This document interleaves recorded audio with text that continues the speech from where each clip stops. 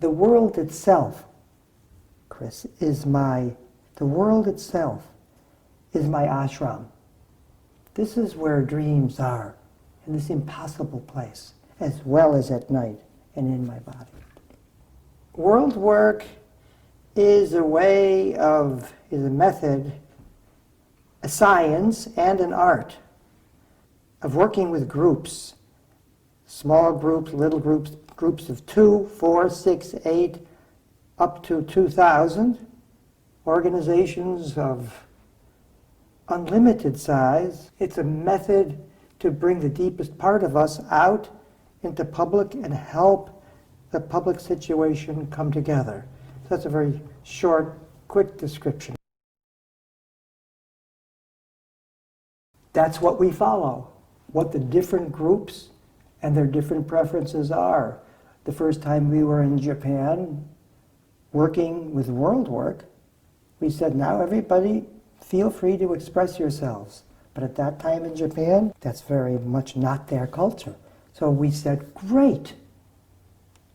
Write down your thoughts and discuss them only with your neighbor. And afterwards we said, we know you're all too shy to say something, but if somebody would read one of their notes, I promise we won't talk about it more. We'll sleep on it. That's going very slowly. Other cultures, when we were in South Africa, working on tribal fighting between one another, one person said to the other, if we don't finish this up now, I could kill you. And the other one said something, whoa! And we went on both sides going back and forth, and it came out really, believe it or not, relatively well considering the situation. Wow. Emotions.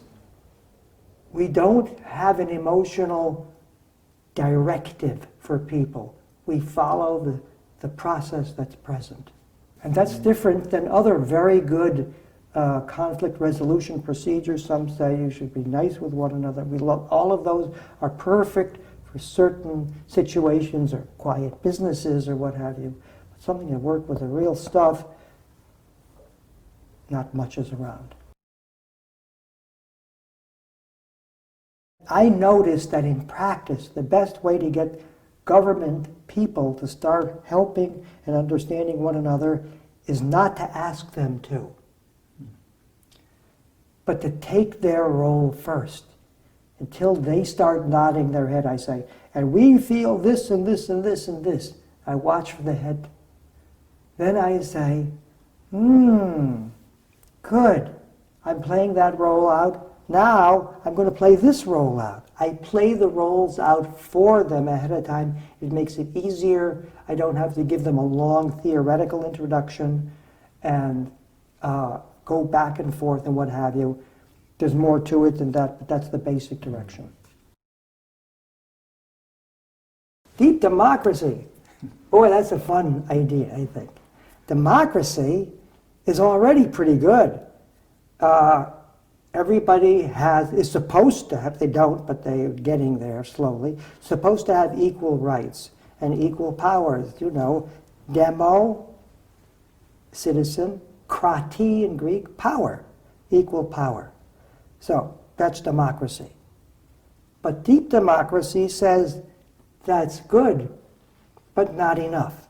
Because besides what I'm saying, there's feelings in me. What you say and others say, there's feelings in us.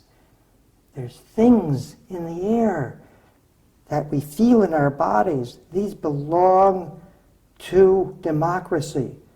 Each of these feelings has the right to be expressed as well in deep democracy.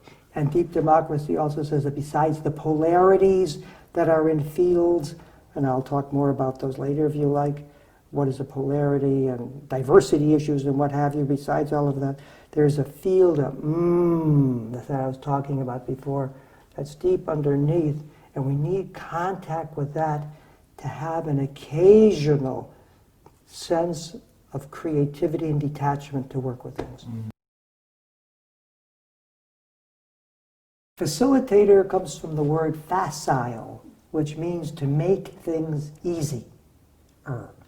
And a facilitator is someone who makes things easier. individual work, can you make the person's process easier so they understand it and can follow it? In couples work, in large group work, can you make it easier? Play some of the roles out ahead of time. Make things easier. Follow the emotional nature of the people that you're working with. You, as a facilitator, and everybody on this planet, I hope will one day know more about facilitating. As a facilitator, your heart, you need to work on whatever you see out there inside. Can you go back and forth between the polarities and the painfulness and the difficulties? Can you feel into things? And if you can do it in your own heart, you can breathe better and you'll have more tolerance for what's going on in the world.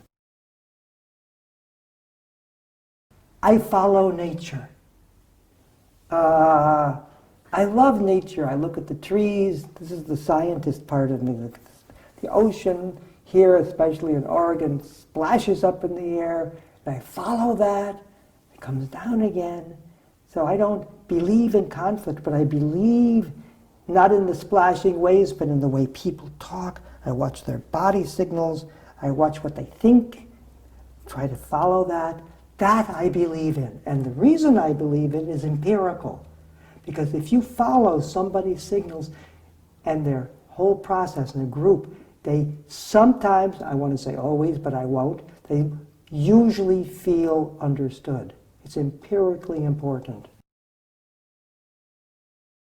When I say, let's follow the process, I mean follow the process, not just the solution.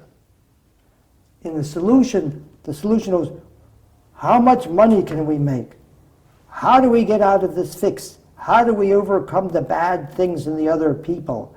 How do we make peace? Those are solutions, and I love them, and I aim straight for them. But the process is as or more important.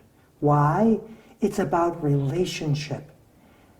No peace treaty holds for long without the ongoing process between us.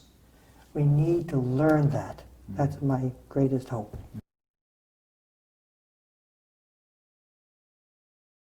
I'll make that really simple. We were just also at the California Association for Marriage Group Therapy, Group and Marriage Therapy. And there, what they understood was that psychology, psychotherapy, therapy of all kinds, facilitation work, call it what you want, is a science, and a strict science. Can you follow the details? Can you watch the way somebody moves? Can you look at their eyes? Can you hear the tone of voice? That's empirical, measurable science. But even if you can do the science, there's an art that's possibly missing.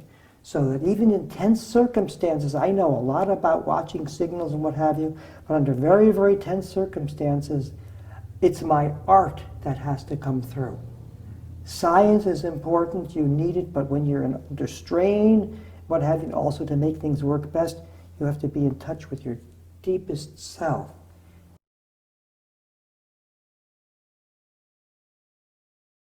Years ago, we were working in Ireland, working with the groups from the north and the south as they came together. And they were screaming at each other, 200, 300 people screaming all at the same time. You killed my people, and you killed my people. Now I know that's a ghost role. Where is death? Why not bring in death and dying? But I couldn't use my science. The tension was too much. So what I did is relaxed for a moment, and then in the middle of all that screaming, Amy and I were holding each other's hands. It was very even scary. And we moved around a little bit like that. I opened my eyes, and I could see a red, red, red mark on the side of somebody's neck. And I said, such a big red mark on your neck, what is that? And he said, of course, death. I just had a heart attack. My doctor told me not to come. To make the story short, the other man said, "You had a heart attack." "I have such high blood pressure," my doctor said, "this will be my last time on earth if I go." And they looked at each other, and very, very, very slowly they came together. They grasped each other around the arms, and that was just before the voting on the peace accord in Ireland some years ago. But the point I want to make here, these are great men, is that the science is important, but you need the art to work when you practically can't. Roles means that I'm a person. Everybody is a person. And you're a role. A role means that you are not just you over there, but the position you have as mother, child, father, leader, boss, president, and all of these things is a role that is yours, but you kind of forget it. It has to be shared a little bit. Otherwise people get angry at you and want to knock you out of that role. So knowing it's a role and knowing that roles can be switched, that you need to feel your way into other people's shoes means that you need to sometimes be able to switch or at least feel your way into another person's role. This is a very central aspect to all relationship and of course to world work too.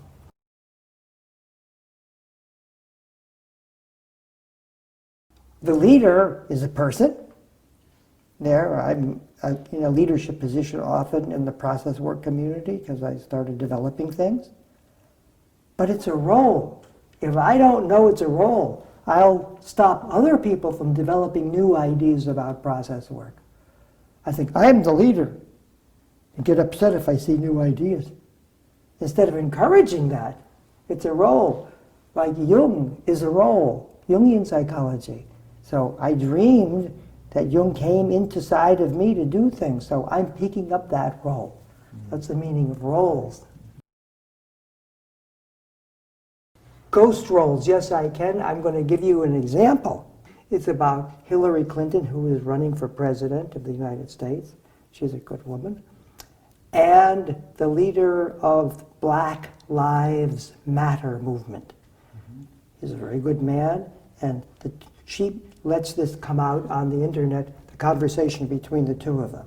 She says, "Well, tell me, what is on your mind today?" basically. And he says, "What's on my mind is Black Lives Matter. White people don't get it." He says, "Slavery is still around in the way whites deal with blacks. We've got to make a change of heart, as well as other things." Beautiful talk, he said. She says, basically, heart is good, but we need laws. We need to make them, and we need to do it now. Laws and things to change, to help people. A wonderful idea. Ooh! Whites are always telling blacks what to do. Ouch! And she said, "We need laws. Heart is not the point." Now, with more world work knowledge, here's what she would do. She would say, "I heard you say over there something about history. Something about slavery in the United States. That's a role, a ghost role. It's around someplace. Would you mind if I step in your shoes just for a moment? I can never do it. As a white person, as a woman, I've suffered plenty. But as a white person, I can't really do this. But let me just see if I can feel into your shoes." Slavery. Hillary, can you imagine? Can anyone who wants to, no one wants to even go into this ghost role. of being down and hurt, etc. I won't go into the details of it.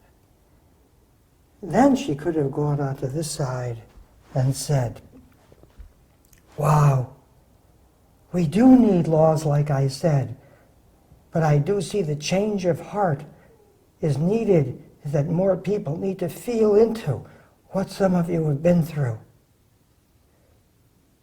and what you have all been through, and what's in our history. Only then can we change as a whole.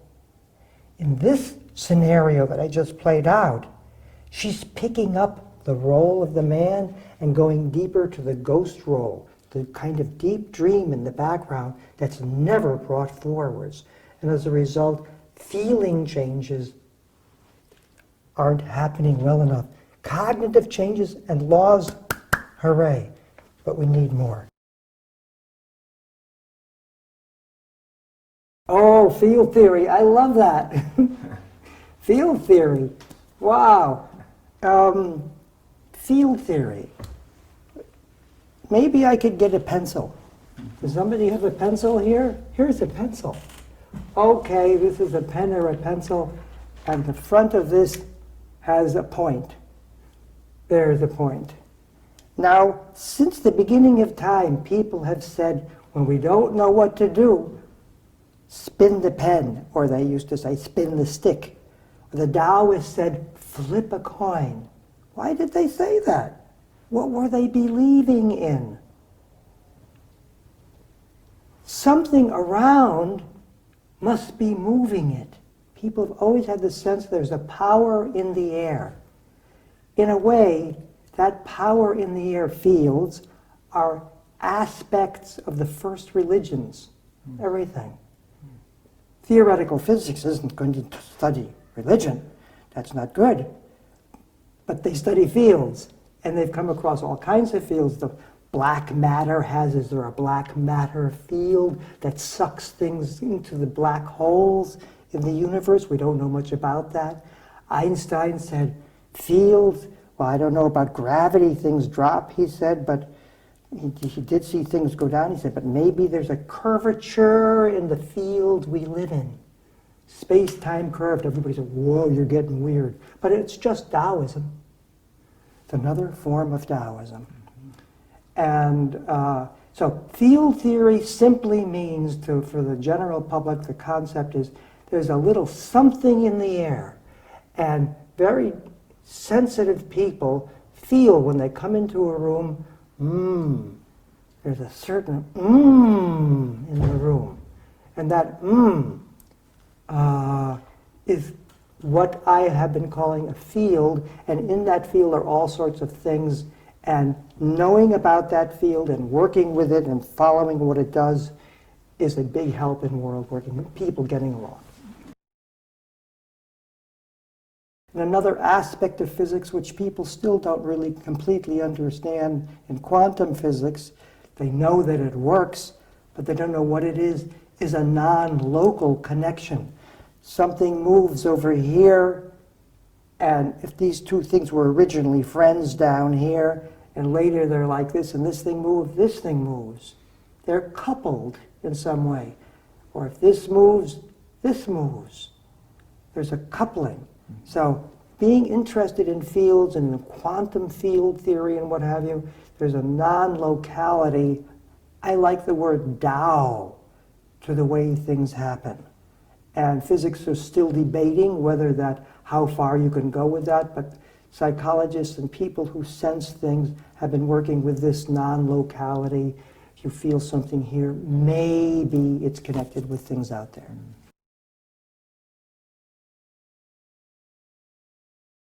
Because it's like I was talking about deep democracy before, there's levels of consciousness here, and consensus reality, not reality, but the reality we have a consensus about is up here at this level. Okay, let's talk about the facts. Let's get them straight. And why is it important to bring the other levels in? Because let's say, I just love flowers, but let's continue our present conversation.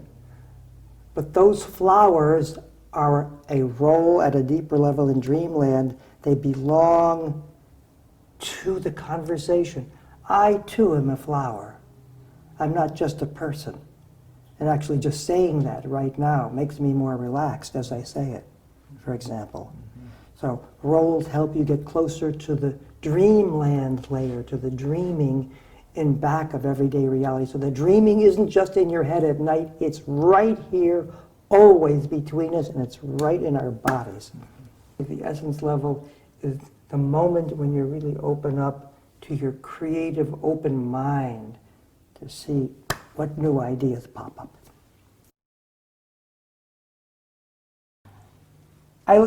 That's my science background again. I like what Einstein said late in life. He said, there's something, I want to know the mind of God. The rest are details. What's the thinking? Is there some sort of intelligence in our universe? Maybe. Forget religion. Is there some intelligence behind all the details and all the structures that happen? Now, bring in religion and bring in psychology. Is there some intelligence behind it? It sure looks it. If we follow people's dreams and what have you, we're following some larger mind in them. There's some intelligence in the background. Can we always understand it? With practice, usually. Not always. So that's the mind of God. And how do you get in touch with it? Each has her own way of finding the process mind of the intelligence in the background. In large groups, just work with signals and the people. But in yourself, all you need to do is sit on the edge of your chair or stand up if you can and let yourself be moved a little bit. Just relax, be a little dreamy, and watch your motions, spontaneous motions, whatever they are, and follow the experiences you have, and the chances are you'll come up with a new idea that is just what you needed to go to your next step. Amy developed the idea of meta skills from watching people work, watching me work, and she realized that what we do, we don't just do. There's a skill, a meta skill, a feeling that goes along with things. So that's what she means with meta skills. It's a great idea. World work, the meta skill depends upon the moment. So therefore, a group that's very quiet, the meta skill is to, can you feel into who they are, not who you think they should be. A term for this meta skill is, can you walk in the other person's shoes? That's a Native American concept. Can you walk in the other person's shoes? Because if you can do that, your next step is world work. How did I develop it? I don't know, really. But I know when I first thought it, and then I discovered why afterwards. I first thought about world work when I was studying Jungian psychology in Zurich. After my science studies, after studying physics at the ETH, at the Zurich Technical University, then I loved Jungian psychology. Work on yourself inside. Look at your dreams. Yummy. And bring that out. That was really good. But then it didn't work yet. Jungians today are a little different. But at that time, no one yet thought about working with people in extreme states of consciousness. Psychotic people? Not yet. They thought they weren't ready for analysis, I was told. Psychotic people or couples talking about dreams together? Why not, but not in public. People could go psychotic, I was told. Or then in groups, bringing deep experiences into group work where groups didn't get along with one another. That hadn't been done yet. I had the need for some reason to do it. So therefore, I began to meet with groups of people And then, as I began to have greater interest and work with diversity situations of all kinds, my personal history came back as to why I had to do this. As I had been very traumatized as a child, and I grew up in a very tough section of the city, and at that time, it was fashionable in certain parts of the world to kill people who belonged to a certain group or a certain religion. And I belonged to that group.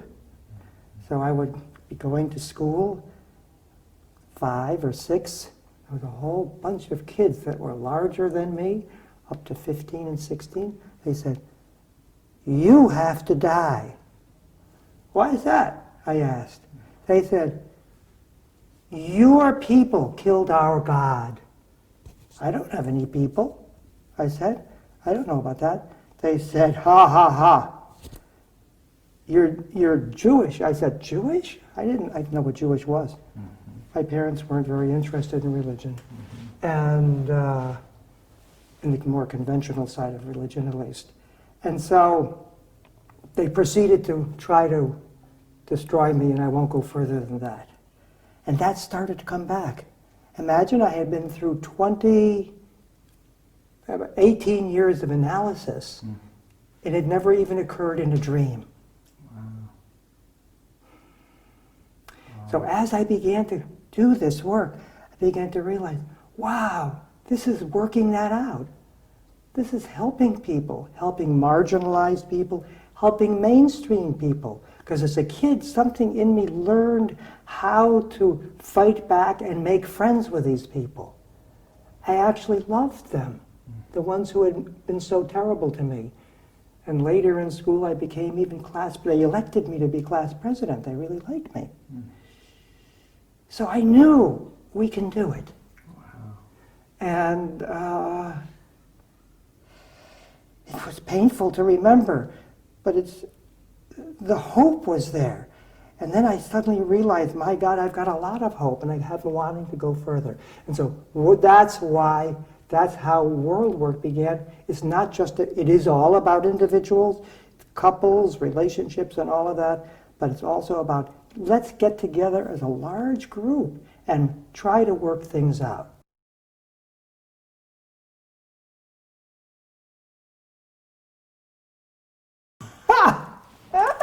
What a great question. What would Jung think today if he were to observe a world work situation? That's a really good question. Well, I don't know, but I can imagine. And at first, coming from Switzerland, and he was born in 1875, I think, approximately. Yes, 1875. He would, and being Swiss, everything is more orderly. It was more orderly there at the time. He'd look at world work and say, "Whoa, what's going on here? Mein Gott, was ist jetzt das?" he would say. That means, what is that?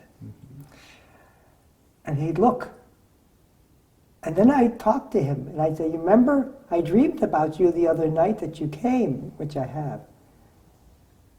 And he said, "Yeah, I crawled into you." He said, "Because I knew we need more." So that's what he said in my dream. We do need more. So I think today he'd say,